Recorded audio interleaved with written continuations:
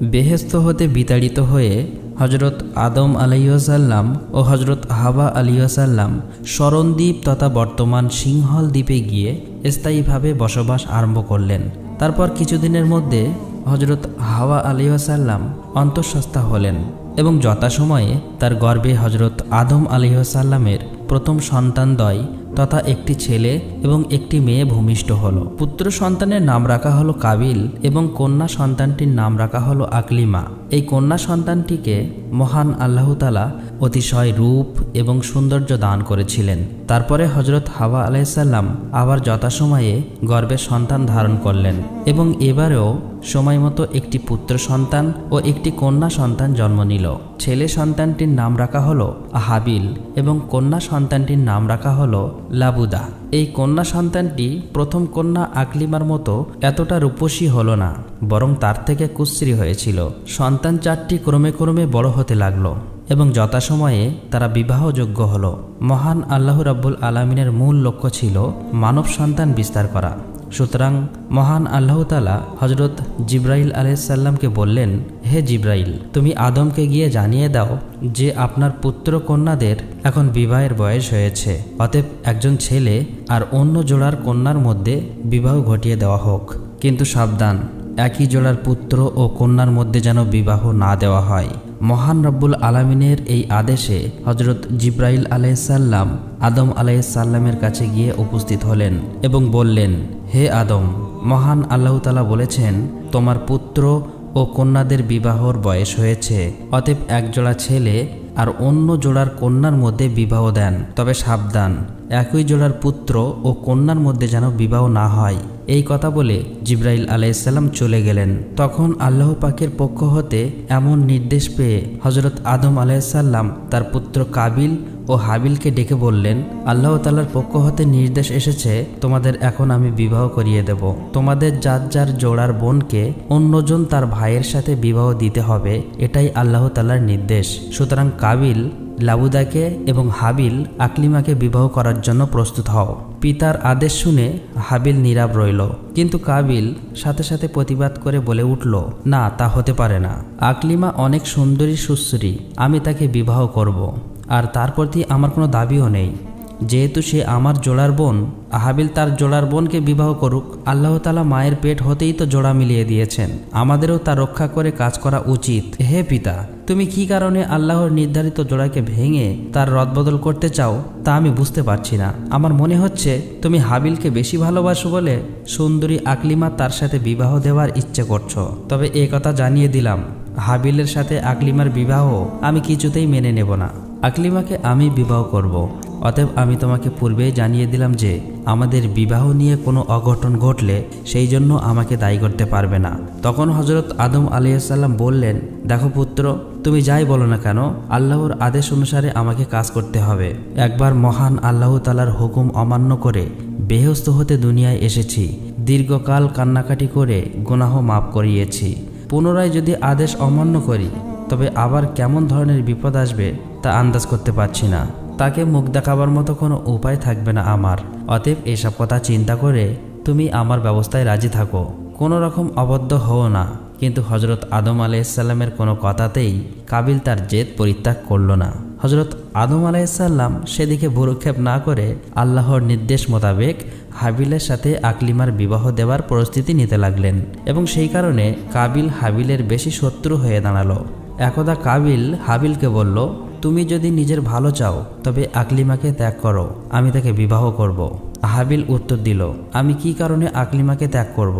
পিতা আল্লাহর আদেশ মতো যা করে দিচ্ছেন তাতে রাজি না থেকে আর অন্য কিছু করলে আল্লাহর দরবারে মহা গুনাহগার হতে হবে। হাবিলের কথা শুনে কাবিলের রাগ হয়ে তার সাথে খুবই দুর্ব্যবহার করলো এবং তাকে বিশেষভাবে ভয় প্রদর্শন করলো। এই ঘটনা হজরত আদম আলাইহিসসালামের কর্ণচার হলে তিনি খুবই চিন্তান্বিত হয়ে পড়লেন এবং কাবিলকে অসৎ আচরণ ফিরিয়ে রাখার জন্য একদা হজরত আদম আলাইহিসসালাম পুত্রদ্বয়কে ডেকে বললেন, দেখো পুত্রদ্বয়, আমি আল্লাহর পক্ষ হতে যে রূপ আদেশ লাভ করেছি সেই পথ অনুসারে তোমাদের বিবাহর ব্যবস্থা করেছি।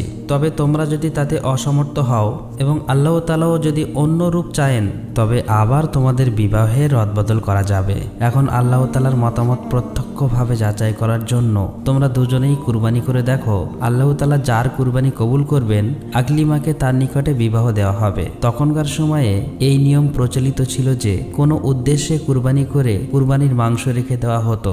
যার কুরবানি আল্লাহ কবুল করতেন পাহাড়ি অঞ্চলের দিক হতে শ্বেত বর্ণের আগুন এসে ওই মাংস জ্বালিয়ে দিয়ে যেত, আর যার কুরবানি কবুল হতো না তা আগুনে যেত না, বরং সেখানেই পড়ে থাকত। কাবিল ও হাবিল দুই ভাই পিতার প্রস্তাবে রাজি হয়ে গেলেন। সুতরাং হাবিল তার নিজ বকরি এবং কাবিল তার নিজ শস্য গম নিয়ে একদিন পাহাড় এলাকায় চলে গেলেন। পাহাড়ি এলাকায় গিয়ে কাবিল তার গম ও শস্য আলাদা করে রাখলেন এবং হাবিল তার নিজ বকরি জবাই করে তার মাংস পাহাড়ের উপরে রেখে দিল। কিছুক্ষণের মধ্যে দেখা গেল আল্লাহর কুদরতে পাহাড়ের একদিক হতে ধূম্রহীন সেতুবর্ণ আগুন কোয়ামে হাবিলের কুরবানিকৃত মাংস জ্বলিয়ে গেল।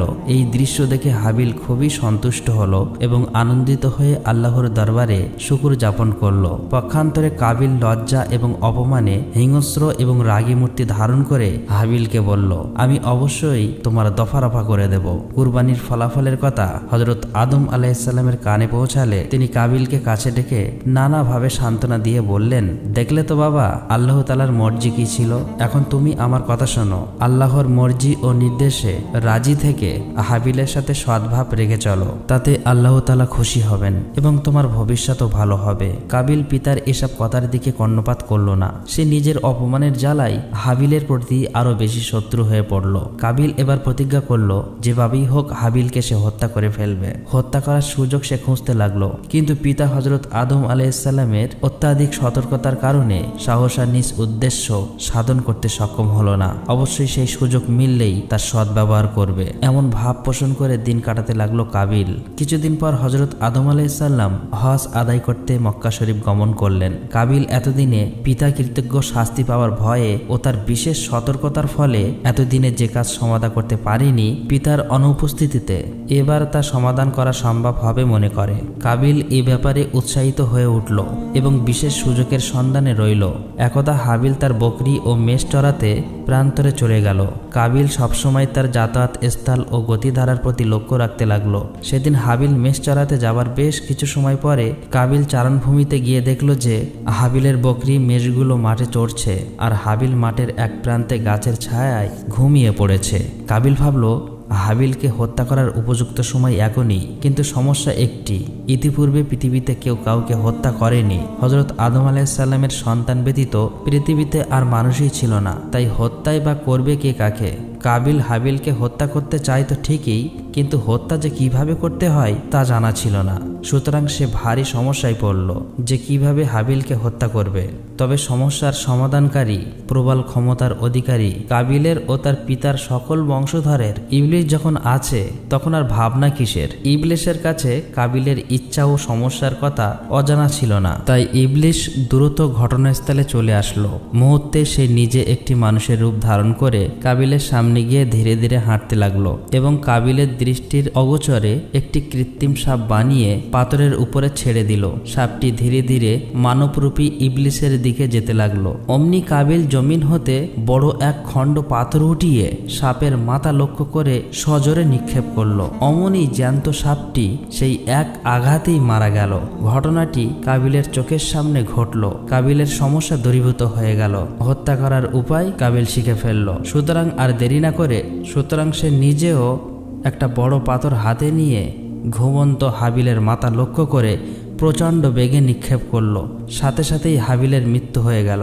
কিন্তু এখন এক নতুন সমস্যা দেখা দিল যে হাবিলের মৃতদেহ কিভাবে গোপন করে সে নিজে নির্দোষ থাকবে। তার মনে এই চিন্তা দেখা দিল যে যদি হাবিলের লাশ এখানে এভাবেই পড়ে থাকে তবে নিশ্চয়ই তার মৃত্যুর কথা পিতার কাছে আসবে এবং আমি যে তার মৃত্যু ঘটিয়েছি তিনি তা অবশ্যই বুঝতে পারবেন। সুতরাং হাবিলের মৃত্যুর খবর সহজে যাতে পিতার নিকট না পড়ছে এবং লাশের সন্ধানও না পাওয়া যায় সেই জন্য কাবিল হাবিলের মৃত লাশটি কাঁধে নিয়ে এদিক ওদিক ঘুরতে লাগলো এবং ভাবতে লাগলো যে এই লাশ কোথায় গোপন করা যায়। কাবিল হাবিলের মৃত লাশটি কাঁধে নিয়ে ধীরে ধীরে অগ্রসর হচ্ছিল।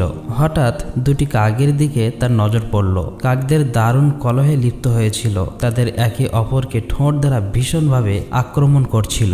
হঠাৎ সবল কাকটির প্রবল আক্রমণে দুর্বল কাকটি মারা গেল।